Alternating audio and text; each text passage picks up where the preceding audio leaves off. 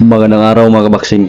So alam na po nating lahat na panalo ang ating pambato na si Buano Pride sa kanyang comeback fight kanina lamang sa bansang Mexico na si former interim WBE featherweight champion Jack El Capitan Tipura kontra sa pambato ng Mexico na si David Bandaliel.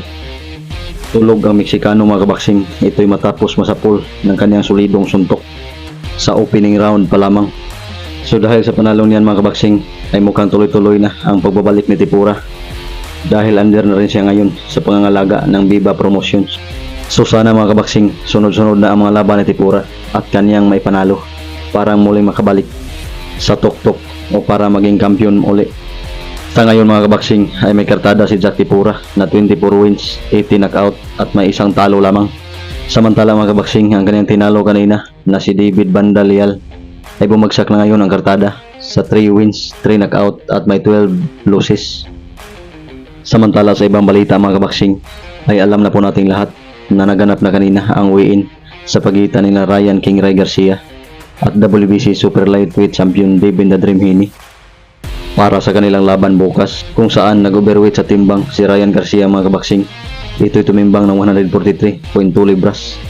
Samantala ang kampiyon na si Devin Haney ay eksaktong 140 libras. So dahil sa pag-overweight ni King Ray mga kabaksing sa timbangan ay hindi na po makukuha ni Ryan Garcia ang WBC belt ni Haney kung sakaling siya ay manalo sa kanilang laban. In short mga kabaksing ay hindi na po siya magiging world champion kung sakali siya ang magwagi sa kanilang bakbakan bukas. Sapagkat mga kabaksing kung si Haney ay magwagi sa kanilang bakbakan ay counted po ito as a successful title defense sa kaniyang titulo. So abangan na lang po natin mga kabaksing ang kanilang bakbakan bukas na magaganap mga bandang tanghali. Samantala sa ibang balita mga kabaksing ay nasa number 6 spot na po ang ating pambato na former WBC featherweight champion na pride abuhol na si Mark Magnifico Magsayo. Ito ay ayon sa latest rankings mga kabaksing sa super featherweight division.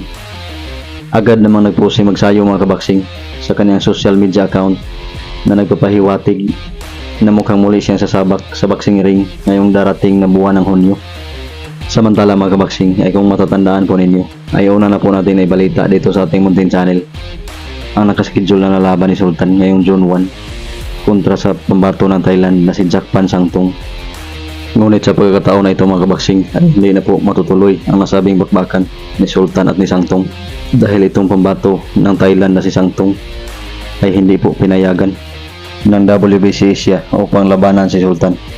Ngunit sa pagkakataon na ito mga kabaksing ay tuloy pa din naman ang comeback fight ni Jonah Sultan na magaganap ngayong June 1 sa kasulukuyang taon sa Midas Hotel, Pasay City, Manila mga kabaksing.